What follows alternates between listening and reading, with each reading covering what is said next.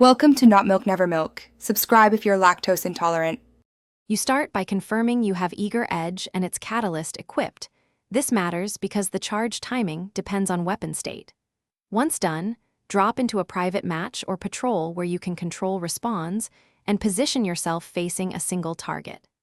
Make sure your subclass and mods prioritize handling and reload speed so you can cycle triggers fast.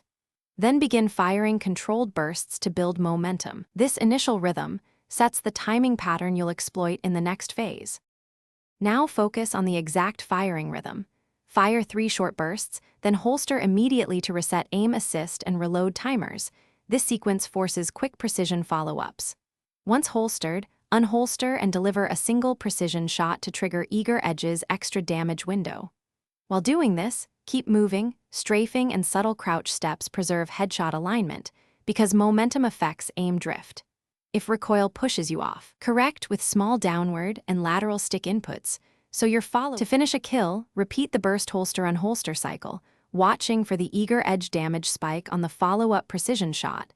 That spike is why you control cadence.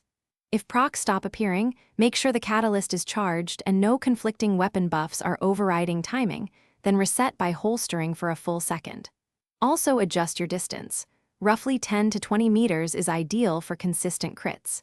Tip: if targets flinch unpredictably, switch to a slower burst pattern for stability and try again. Thanks for watching. If this was helpful, leave a like and consider subscribing. See you next time.